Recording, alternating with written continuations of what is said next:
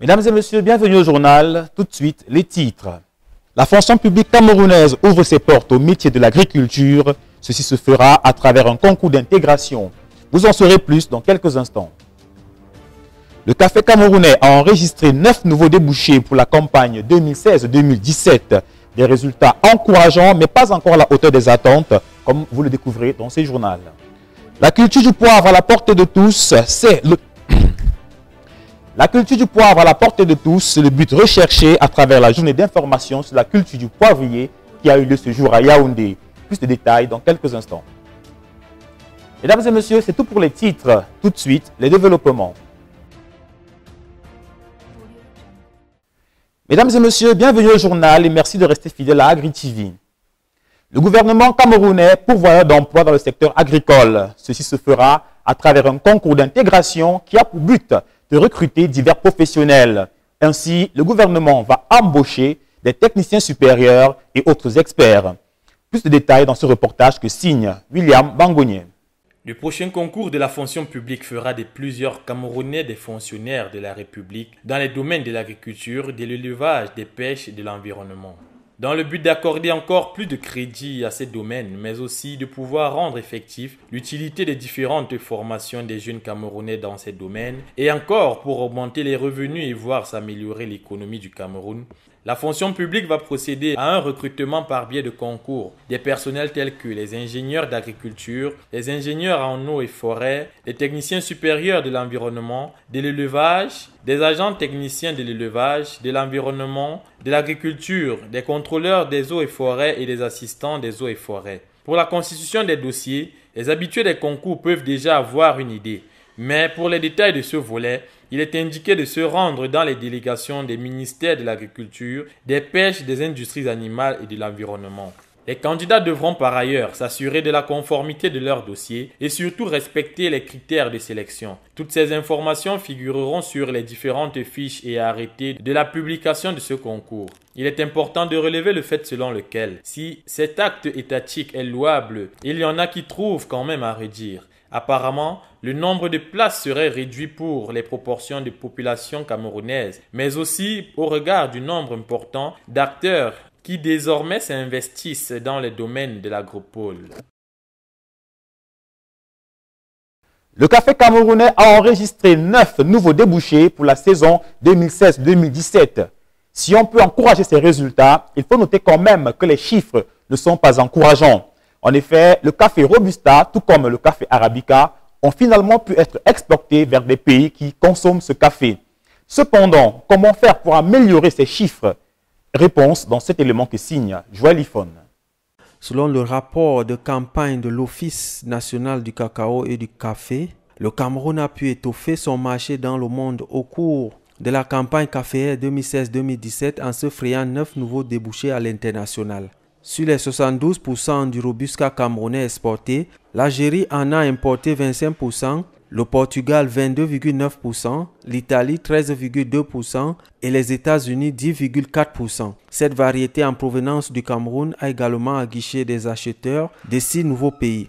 Il s'agit du Danemark, de la Géorgie, des Pays-Bas, d'Israël, de la Pologne et de la Turquie. Quant au café Arabica, ce produit de rente a pu pour la première fois s'attirer les faveurs des acheteurs polonais, suisses, croates et indonésiens. Mais les cargaisons les plus importantes de cette variété, à savoir 77,8% de la production camerounaise, ont été exportées vers 4 pays. La Russie 27,6%, l'Allemagne 25,7%, les États-Unis 13,1% et l'Indonésie 11,4%. Tout compte fait, sur les 20 270 tonnes commercialisées au cours de la campagne précédente, 12 527 tonnes ont été exportées. Cependant, le tableau affiche une baisse de près de 3 000 tonnes par rapport aux exportations de 15 520 tonnes enregistrées tout au long de la campagne caféière écoulée. Une moisson non négligeable du café made in Cameroun au regard de la concurrence féroce qui sévit sur le marché international et surtout sur le plan de la qualité des produits vendus. L'agriculture de seconde génération est un concept de plus en plus ancré dans les mentalités des Camerounais. Elle a pour but de booster la productivité afin de pouvoir renflouer davantage les marchés. Cependant, au fur et à mesure qu'on en parle, on constate l'effet inverse. étant donné que sur les marchés, les prix des denrées ne cessent de flamber. C'est le constat effectué par William Bangognet dans ce reportage. L'agriculture de deuxième génération est un ensemble de méthodes dans le domaine agricole qui ont pour objectif d'accroître massivement les rendements des acteurs de la filière.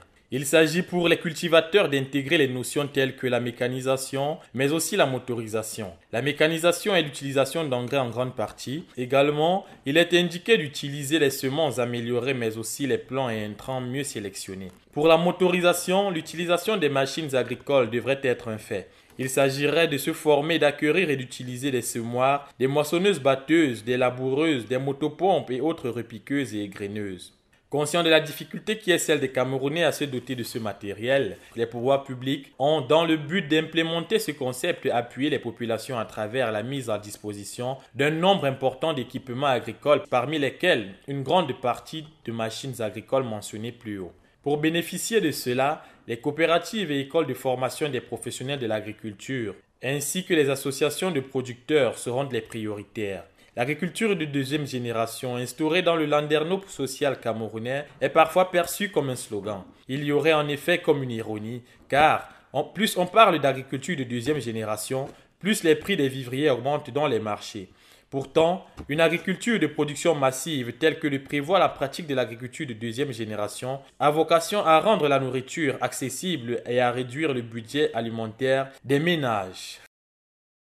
Intéressons-nous à présent au gingembre, une racine très prisée tant pour ses vertus gustatives que thérapeutiques. Joalifone s'est rendu dans quelques marchés de la capitale, histoire de sonder la valeur du produit actuellement sur le marché. Voici son reportage. Facile à trouver sur le marché, le gingembre à tout populaire ou presque. Présent sur les étals au marché Mokolo de Yaoundé, cette racine est commercialisée à de nombreuses ménagères qui l'utilisent comme ingrédient ou encore condiment pour assaisonner et relever le goût de leur repas. J'utilise le ndinja quand je veux préparer le conchap, haricots et le ndolé. Ce n'est que les trois repas là. En dehors de ça, je n'utilise plus le ndinja. Vendu à un prix accessible à toutes les bourses, sa zone de production est très bien connue. Cet ingrédient provient de l'Ouest, plus précisément à Bafoussam. Bon, dans l'arrondissement, le chef-lieu c'est Bafoussam. Il y a les petits villages là, comme on charge dans le sac, on n'amène non pas acheter à 8e. Ici là au 8e. C'est au 8e que l'on achète. En gros, on vient de détailler. Pour l'instant, là où vous voyez là, non détail, le tas, c'est 100 francs et 50. Le gingembre possède des anti-inflammatoires naturels, très utiles pour ceux qui désirent perdre du poids sans régime draconien et sans effets secondaires. Cet aliment possède également de nombreuses vertus, méconnues et très intéressantes pour la santé. Le ginger, ça soigne d'abord de un l'atout. Bon, quand tu as une gorge sec, le ginger, tu peux mâcher ça comme ça là. Tu mâches comme ça. Ou tu mélanges avec le citron. On fait aussi ça, tu mets dans le café. Ça nettoie le sang, ça permet la bonne digestion. Bon, le cœur, ça nettoie bien le cœur. Si on écrase aussi, on boit à jeûne, donc ça dégraisse l'organisme. Il est également plébiscité comme aphrodisiaque. Ça nettoie aussi les reins, quoi. Ouais, ça fait bien fonctionner l'homme. Légèrement épicé, avec un parfum assez fort, il ne fait pas toujours l'unanimité. Pourtant, d'autres craquent pour sa saveur piquante, très haute, de quoi chambouler les papilles et donner un petit goût exotique à notre cuisine et nos boissons. La culture du poivre était au menu des échanges ce jour à la Chambre de commerce. En effet, une journée d'information à la culture du poivrier s'est tenue dans le but d'encourager les producteurs à se lancer dans cette filière. Il faut noter que le poivre camerounais est très prisé au-delà des frontières, tout comme sur le territoire national. Alors, regardez ce reportage et peut-être que vous aussi, vous serez amené à cultiver du poivre. La demande en poivre sur le marché camerounais, tout comme à l'international, ne cesse d'augmenter. Face à cela, on assiste parfois à des situations où les grossistes consignent les productions dans les champs. Le poivre s'avère donc être un produit rentable. C'est la raison pour laquelle le service d'appui aux initiatives locales de développement a choisi de former les agriculteurs à la culture du poivrier. Les participants ont donc pu bénéficier des enseignements et de l'expérience des producteurs chevronnés. La culture de poivrier demande d'abattre les arbres. Parce qu'il n'entre pas en concurrence avec les autres arbres. Qu'est-ce que je veux dire par là? Il n'y a que le bananier plantain son utilisation se pour faire ombrage, soit à l'électrique, quand il est encore en gestation, soit au poivrier. Voilà.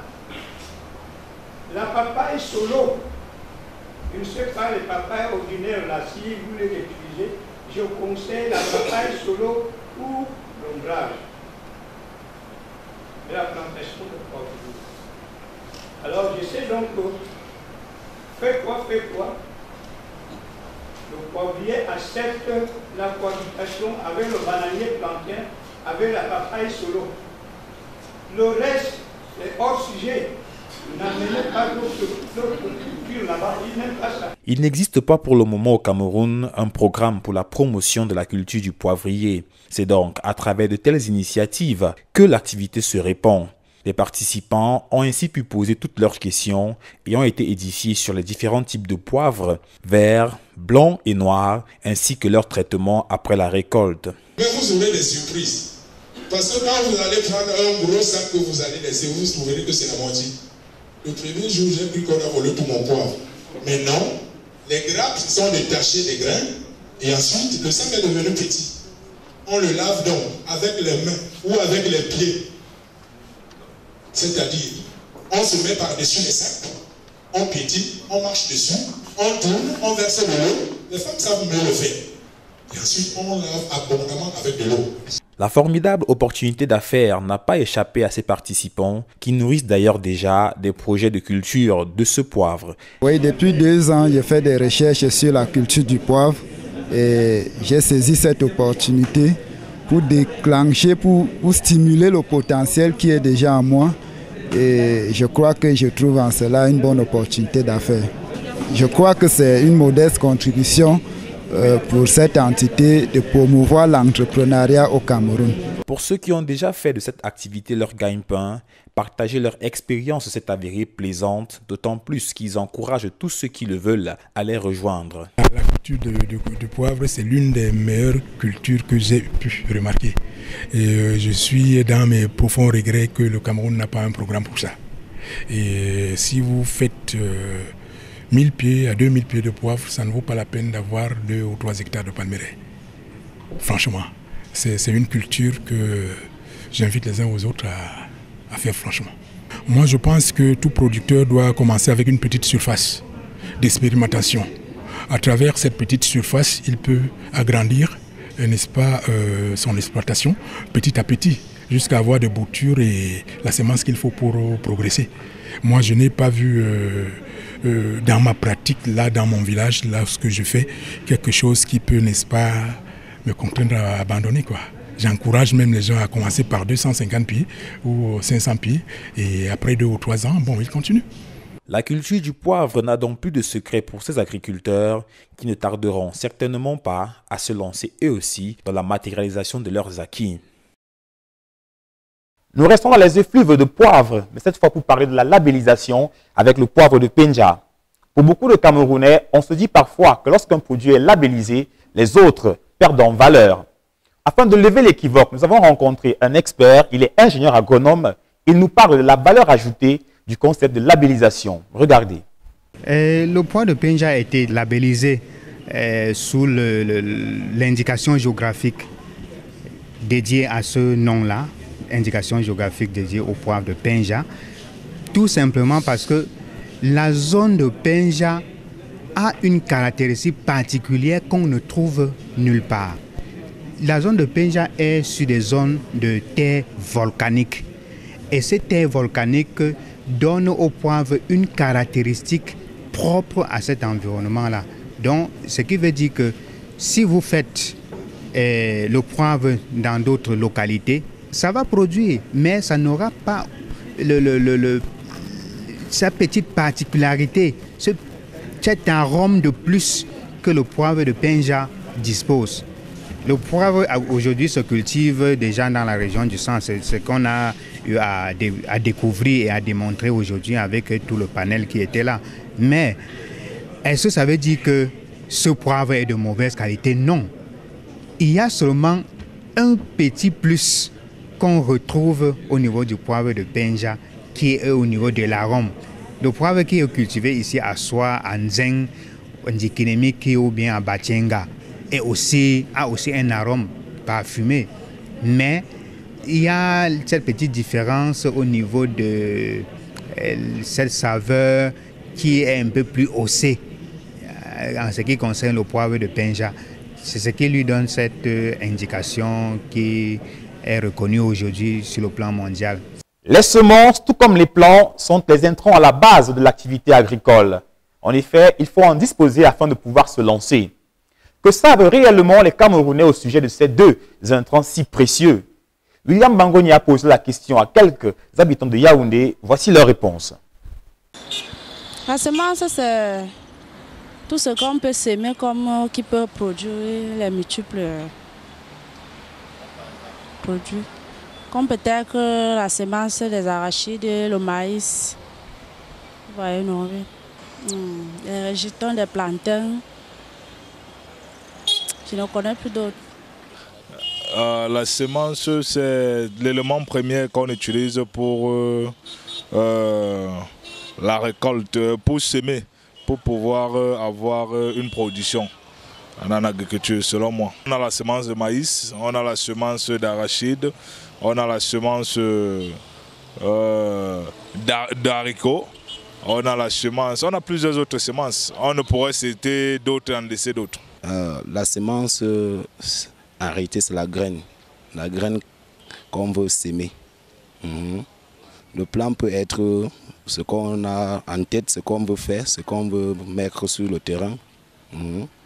Donc le plan peut être aussi l'endroit ou bien le cadre dans lequel on veut mettre notre semence. Une semence, bon, il y a les semences en graines comme le haricot. On peut prendre un grain de haricot, on sème. Après quelques temps, comme il pleut un peu, ça pousse un plant. Ouais, c'est pas trop, hein. C'est pas trop. Mesdames et messieurs, c'est tout pour ce journal réalisé avec l'aide de l'ensemble de la rédaction d'AgriTV. Merci de l'avoir suivi, bon week-end à vous et surtout n'oubliez pas, nos programmes sont à différer sur nos pages Facebook et YouTube.